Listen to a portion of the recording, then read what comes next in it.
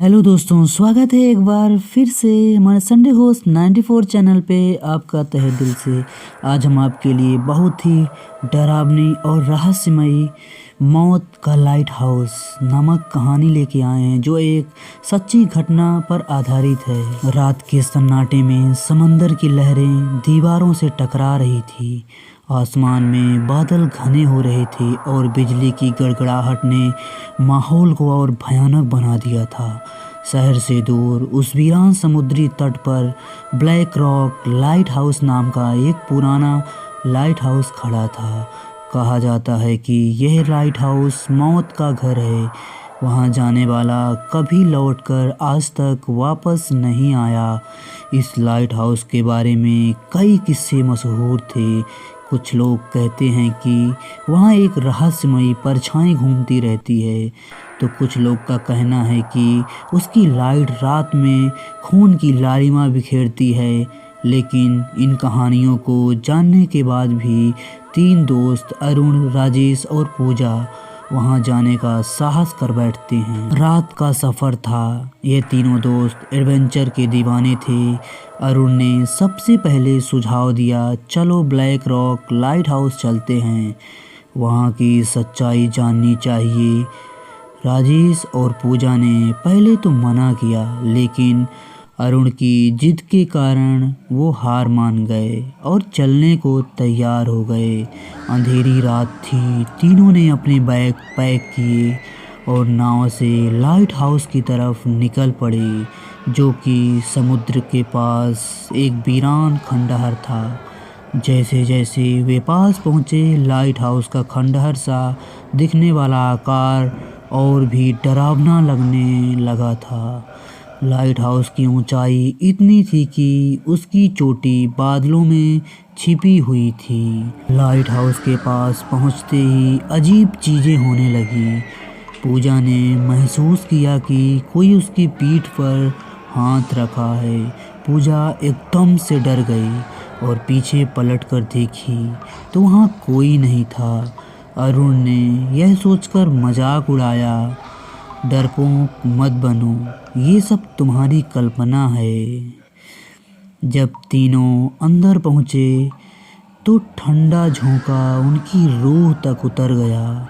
Light house के अंदर हर तरफ मकड़ी के जाले और धूल की मोटी परत जमी हुई थी। सीढ़ियाँ सड़ चुकी थी और दीवारों पर खून के धब्बे दिखाई दे रहे थे।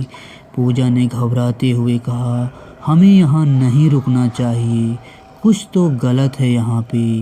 धीरे धीरे आहटें सुनाई देने लगी। जैसे ही वे ऊपर की ओर बढ़े, एक अजीब सी आवाज़ उनके कानों में गूंजने लगी। आवाज़ जैसे कोई करा रहा हो, लेकिन वह इंसान की आवाज़ नहीं थी। राजेश ने अपनी टॉर्च निकाली और आगे का रास्ता देखने की कोशिश की। तभी अचानक टॉर्च बंद हो गई। पूरी जगह घुप अंधेरे में डूबी हुई थी। तभी एक दरवाज़ा जोर से खुला और एक काले साए ने उन पर हमला कर दिया। अरुण ने हिम्मत करके दरवाज़ा बंद किया, लेकिन उस परछाई का ठहाका पूरे लाइट हाउस में गूंज उठा। तुमने गलती की यहाँ आके, अब तुम वापस कभी नहीं लौट पाओगे। वह साया बोल रहा था और उसकी चीख से पूरा लाइट हाउस गूंज रहा था। डर के मारे तीनों ने एक कमरे में छिप गए। वहाँ उन्होंने देखा कि दीवारों पर अजीब सी आकृति थी। तस्वीरों में कई लोगों को लटकाया गया था। अरुण ने कहा, शायद ये वो लोग हैं जो यहाँ से भी लौट कर नहीं गए। उन्हें एक पुरानी डायरी मिली जिसमें लाइट हाउस के इतिहास के बारे में लिखा था। डायरी के अनुसार 100 साल पहले इस लाइट हाउस का मालिक कैप्टन जोसेफ था। जोसेफ एक क्रूर इंसान था जो समुद्र में खो जाने वाले लोगों को लूट कर मार देता था। उसकी आत्मा अब भी यहाँ भटक रही थी। जैसे ही तीनों ने डायरी पढ़नी शुरू की, एक अजीब सी ताकत ने राजेश को खींच लिया। राजेश चिल्लाते हुए अंधेरे में गायब हो गया। अरुण और पूजा ने उसे बचाने की पूरी कोशिश की लेकिन कोई फायदा नहीं हुआ। दोनों डर के मारे भागने लगे। हर कदम पर ऐसा लग रहा था कि कोई उनका पीछा कर रहा है। पूजा का पैर अचानक एक जाल में फंस गया और वह खींचते हुए नीचे गिर गई। अरुण ने उसे बचाने की पूरी कोशिश की लेकिन तभी जोसेफ की आत्मा वहां प्रकट हो गई। जोसेफ की आंखें खून की तरह लाल थी और उसके हाथों में एक पुरानी लालटेन थी। वह हंसते हुए बोला, तुम सबने यहाँ आकर मौत को बुलाया है, अब तुम्हें कोई नहीं बचा सकता। अरुण ने अपनी पूरी ताकत लगाकर पूजा को खींचा और लाइट हाउस के दरवाजे की ओर भागा लेकिन रास्ता बंद हो चुका था।